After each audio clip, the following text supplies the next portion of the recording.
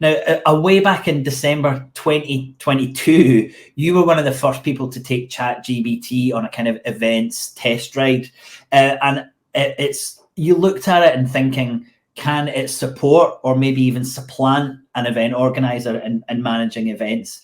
You wrote a wonderful article for Skift meetings, and I'm really grateful we've got this opportunity to go through that article with you.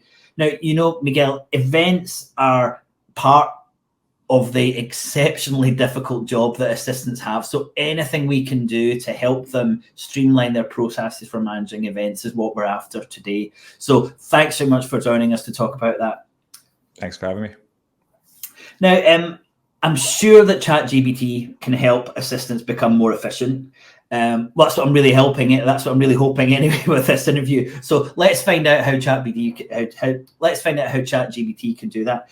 Now, the first question, looking back to December 2022 and thinking about how good ChatGPT is now, have you been surprised by how quickly AI has developed over that relatively short period of time? I think ChatGPT, when it came out in, I think it was late November 2022, it was this many years of development in the back end, and it suddenly kind of showed up, and it had a couple of things that worked really well, which was the AI worked quite well, and then that chatbot kind of, jump in and ask it a few questions, and it answers you back in a kind of human way. That worked really well. And the interesting thing is the AI developers themselves don't exactly know why it worked. So I've been reading about this a little bit, and it's sort of the technology's sort of reached the point where it's like, oh, that actually works really well. And so it's kind of evolved a lot. But what I think is changed is people's sort of attitudes towards it. And I think initially there was a lot of people who were quite afraid of it. And I think I've been asking in a lot of sessions. So I do sessions for event planners and event professionals. And I usually ask, have you tried ChatGPT? And most hands go up, maybe like 60, 70%, right? And it's like, and then have you tried it professionally? Have you actually tried to do some work with it? And then it's sort of like 30%, and that's moving up really quickly. So there's this like appetite for trying stuff out. And initially you try out some fun stuff, and then you sort of go, well, could it actually help me with work? And could it help me kind of speed things up? And the answer for most situations is yes. So there's a lot of limitations, and we can jump into that, but there's a lot of really positive stuff that it can do that saves you time. And if you're trying to save somebody else time, even better, right? Because then that's kind of multiplies. Yeah. Okay, fantastic. So let's look at these 7 areas then. The first one you tested was this idea of concepts, event concepts or conference concepts. So this is not so directly related to the role of most assistants who tend to be given the events to come up with. But so let's just cover that briefly. Was it any good at just coming up with types of events that you could run? It was pretty good. And if you think, so the way these things work is they sort of like take all the information on the internet and they synthesize an answer, if you will. They kind of come up with a sort of rough kind of version of some sort of answer. It's going to take hundreds of different or thousands of different sort of event concepts and give you a sort of average one. So I wouldn't use it if somebody's asking you to go, really creative. But I don't think in the role of the assistant, that's necessarily the ask. That would be more for a design agency or something like that. If it's like, hey, come up with a concept for this session or even this event, I think ChatGPT would actually do a pretty good job with that. Well, that's really good. That's really good. I also think that if the type of event that an assistant has, which might be a staff away day, I think if you used it and you said, I need some creative ideas for a staff away day, then you might get some good feedback back from it. So that's interesting. A big headache for most people when they're organizing events is venue sourcing. So I was really surprised that you looked at ChatGPT for that, because it never even crossed my mind. How did it get on with ChatGPT? How did it get on, and what made you think about that as a possible use of the platform? I just wanted to test everything, and I kind of went through the different tasks that you normally would have for events, right? And sort of like test the answers. And it did okay. I think the problem is when you're looking for venues, it's so specific, right? You have a specific need normally. You need a specific size. You're also looking to keep the budget, and it doesn't have live information. So I think what's interesting is if you're trying to plan an event in a city or in a destination that you're not really familiar with, I think ChatGPT can give you some ideas because it'll pick up on different kind of blogs and different people that mention different venues. And so it'd be good to sort of at least give you some ideas, or if you have a theme, like if you're planning for a medical company, it'll kind of detect that some of these events are in medical fields and different venues where these events happen. So it can be helpful. I wouldn't use it for that sort of like shortlisting process or sort of go into detail of like which capacity, where is it, how do I get there, all those things. It has some information, but it's pretty static, so I wouldn't trust it for that. And of course, I think with anything that we're talking about, you always should double check, right? Always edit, always read through any answers, not just copy and paste it into kind of what a client needs. I think that goes without saying for anything to do with ChatGPT. Yeah, great. And certainly for a venue, the personal touch, being able to see it, not necessarily have to go there physically, but to have like a tour, a video tour or something makes a big difference. Yeah, the idea of handing that decision over to AI was something that I was really scared by. An area where I think it has got much more application is event marketing. Do you feel the same? Did you see any limitations on this, or do you think this was an area where it would add a big benefit to organizers? Absolutely. Event marketing, anything from the text describing an event, the landing page, the email campaigns, social media particularly, it's very good at creating social media posts. So I think that's an area, and that's an area that I've seen in the last few months that has the most, people are using it the most. When you talk about AI, I think event marketing is really the go-to thing. I will say there's a sort of downside to that, which is if everybody's using it, then a lot of event marketing sounds the same. Like ChatGPT tends to have a specific structure. It tends to sort of go for these sort of ways of highlighting things and having like a little summary sentence at the end and an introductory. So a lot of event marketing sounds the same. I don't think that's necessarily an issue, particularly if you then go in and tweak it, edit it yourself, do anything like that. But it's something to be aware of, because it might be that clients might start to be like, well, I did that as well. Could you do something else, or could you go in a different direction? So it's a bit of a trade-off there you're suggesting. Yeah, it's almost like you have like a formula, right? If you always use exactly the same formula for event invitation emails, then I would expect your emails to, regardless of the event, would always sound the same. And that's the danger with ChatGPT. It sort of has these formulas. Now, when you ask it to do things, like you can ask it to say, could you please write me an email for this event? And you give it a bit of information, like it's an event about this, it's in this location, etc. It'll do really well, right?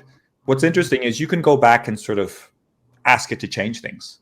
So you can go back and say, I need it a bit more serious. These are doctors. I need it to be very formal. And it'll rewrite it, right? And so I think it's important not to just take the first thing that comes out of it and say, oh, that's all it's got.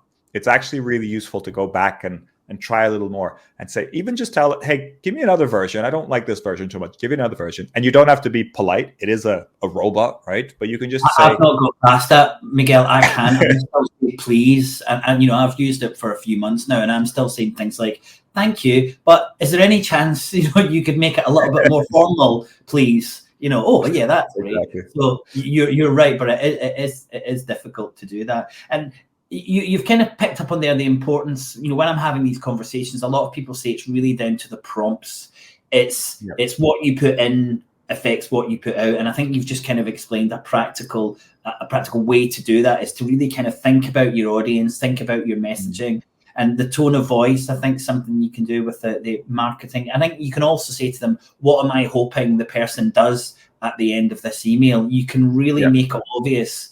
Is it similar with the sales process? Is it really good for that when we're thinking about selling your event? Yeah. It's, it knows all these terminologies. It kind of understands sponsors, exhibitors, all that thing. So any messages to sponsors, sales emails, anything like that, it's pretty good at. I think one area that I wanted to mention when you talk about prompting is it's not just asking it in different ways, but one of the things it's really good at is writing in the style of someone. Yeah, right? That's and you can take this to really funny ways. Like you could have an event invitation for a cardiology meeting in the style of Shakespeare, right? And it'll do like a poem or some sort of very Shakespearean prose version of it. And it's kind of funny, you can play around with that. Maybe you could do like a Shakespeare style graphic or some kind of hand drawing or something to sort of make that into a thing. But you could also use that in really effective ways. So you can kind of say to it, think like a busy surgeon, and craft an email that I could read very quickly and understand and gather information from. So if you kind of tell it to think like someone, act like someone, it'll kind of take, because it has all this information, it has all these different possibilities, and it understands what those kind of people, those styles are. And so it's really good to, do something that you normally wouldn't do. Like for me to write something like Shakespeare would be really hard. Like I'm not a poetry like historian English major. To actually write in the style of Shakespeare, I'd probably go onto Google and read a few things and sort of try to come up with something like that in Old English. And it does that instantly, right? And that's like a quirky way of thinking about it, but it can do that for all sorts of different styles. And you can even say things like, write in the style of The Guardian or the New York Times and give me a story based on this, like as if it was an article, if you're writing a blog post or something like that. So a lot of different potential to, push your output out of what you normally would do yourself, to do something different.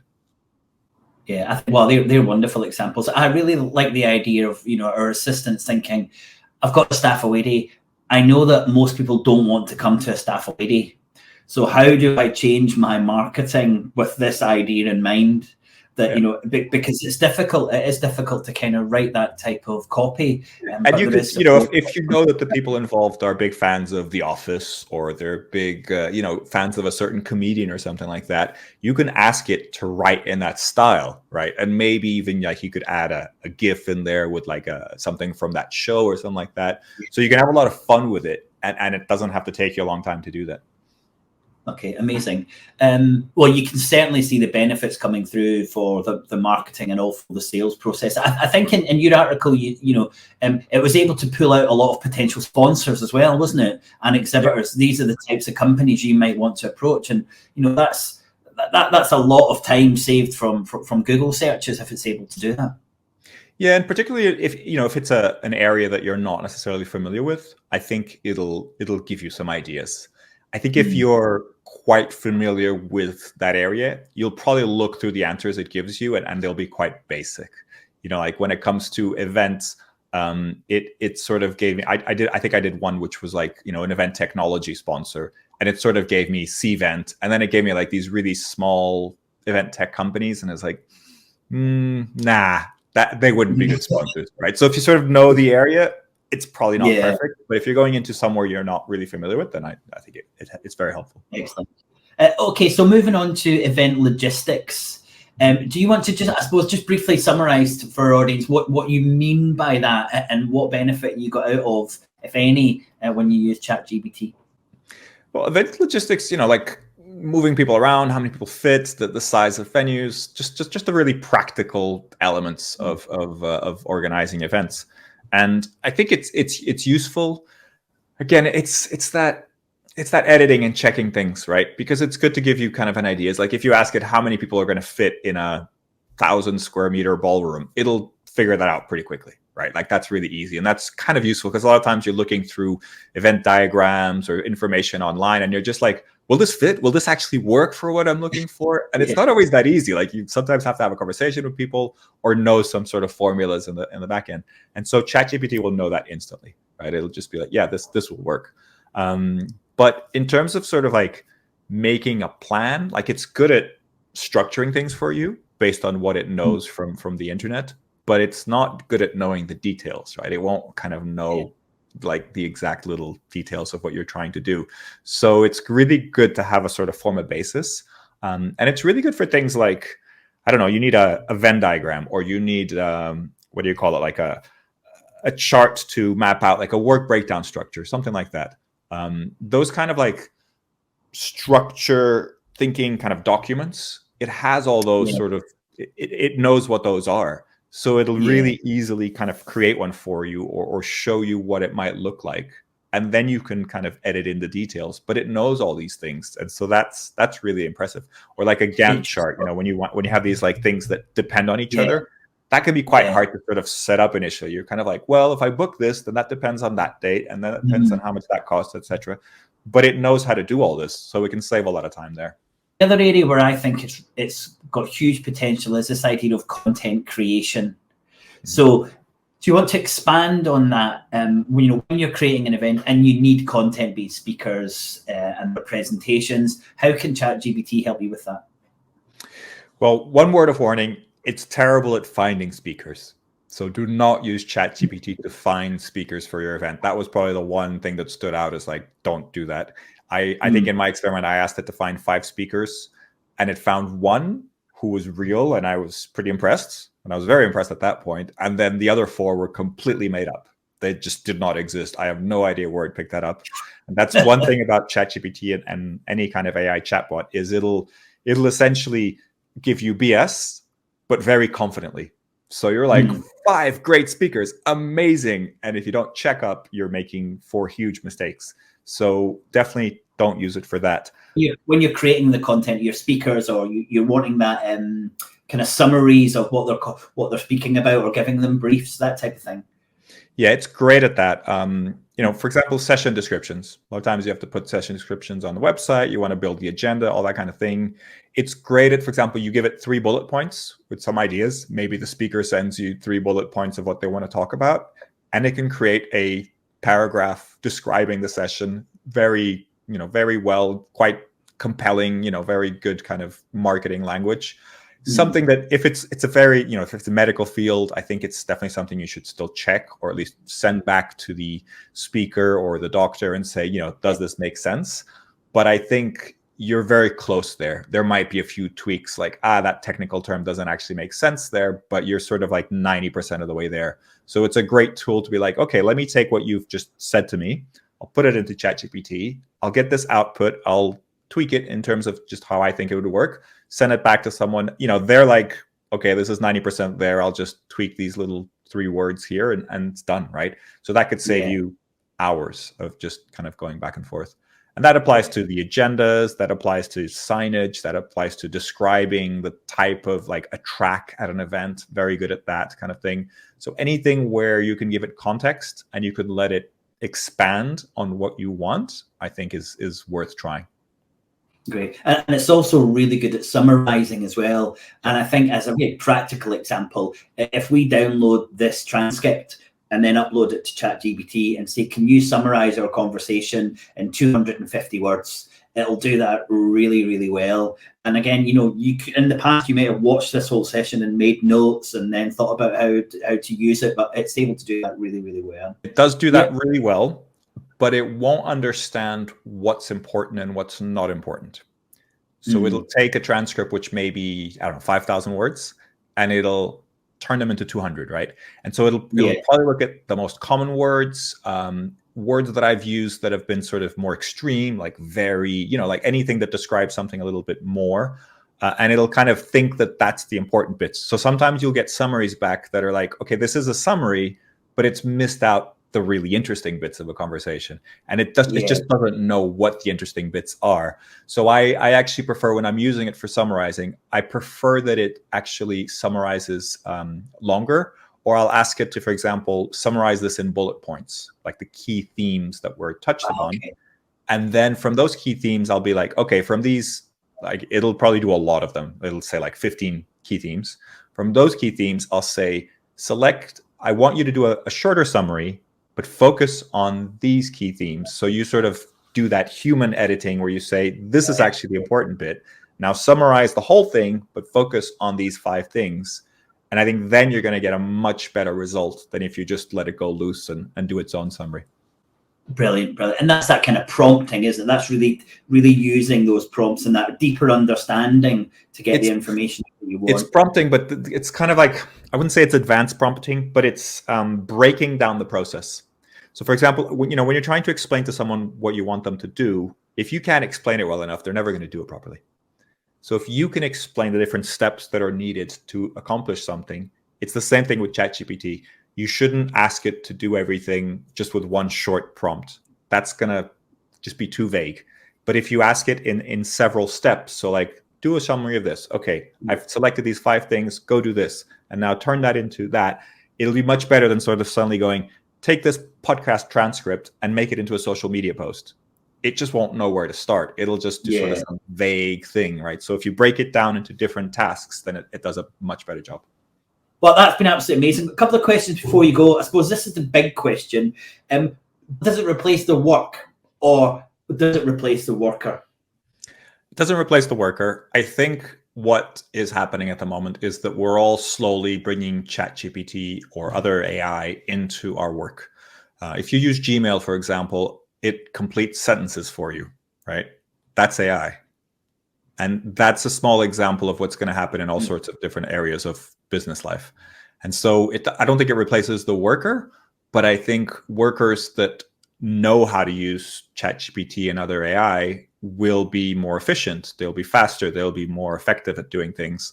And so I think it's important to sort of embrace it in the sense of, hey, how can I use it to make the thing that I do better? And I think there are situations where certain tasks will be so easy that they won't be valued as much. And I think that's where some of the fear comes from. But I think it's the question of sort of taking it up a notch. You know, if using ChatGPT means that you can actually do twice as much as you did before, well, I think we just have to be kind of honest about that and see where the benefits are. I've been speaking to event agencies that are kind of saying, oh, we charge by the hour. If we use ChatGPT, then we're gonna charge less. I'm like, but that's like going 20 years back or 30 years back and saying, if we use email, then we'll be able to charge less because we'll be more efficient. Well, that doesn't make any sense, right? You're not going to say like, I'm not going to use email. I'm going to stick to the fax machine just because I can charge for more hours that I need to use the fax machine. Right? Yeah, well, that's really interesting perspective there. So what do you think's ahead for AI in the kind of wider event space? If we're looking beyond just these kind of platforms that can help us with our planning and our kind of structuring of content? I think we're going to go through a period where this is kind of going to become commonplace. There'll be some bad things happening. There'll be some like events that just don't work and things that just don't make sense. But I think then we're going to have a sort of element of personalization that's going to be really interesting. We've been talking about personalization with events for years and years, and it's just never been practical. Like understanding what somebody wants in real time and directing them to the sessions that I think they'd want to see or the people that they'd want to meet. Yeah, we've been talking about that for a long time. It's not really worked. It's too cumbersome. And I think now with AI, with being able to sort of see what people are looking at on a website or on an app and kind of just maybe even having a chatbot that just helps them navigate an event, I think that's a whole different level. You know, and I don't know if that means we're going to be walking around with Apple Vision glasses and bumping into each other and doing stupid things. But I feel like technology is going to be invisible in a good way, where you actually can just show up at a big event and say, hey, who should I be meeting here? And the technology says, hey, these are 5 people that you might want to meet. Should I send them a text for you to see if they're available? And it'll just do that for you. And you'll be like, yeah, could you set up the next hour, some meetings if you can? And it's done, right? I mean, that I think would be a very good use of people's time at events. Yeah. But if you think about that type of thing's what a lot of assistants do, is they're spending time supporting their executive, organising meetings and scheduling and planning when they're attending events. So there's definitely challenges ahead. But I really like your point that it's a tool. If you're good with it, then it's a great way of securing your position and also making you much more effective and efficient. So I think that's a wonderful takeaway at the end of the session. But before you go, I want to hear a little bit more about what you do normally. Yeah, so I'm editor-in-chief of Skift Meetings, publication fully dedicated to event professionals in all kind of formats. We have a website, we have a newsletter. We run quarterly summits, online summits. They're free to attend, and they're usually on themes. The next one's coming up. It's called The Future of the Events Industry on the 29th of February. And we have them happening quarterly. We also have reports that we run. We're going to do a report on AI soon, so hopefully you'll download that one. But reports on all sorts of things, meeting design, new venues, new destinations, that kind of thing. And we do a podcast as well, a weekly podcast. And that's me. I'm in charge of all the editorial side of Skift meetings and very proud of it. Well, it certainly sounds like it would be a great resource for our assistants who are involved in events. And Miguel, thank you so much for spending a little bit of time with us. I found that fascinating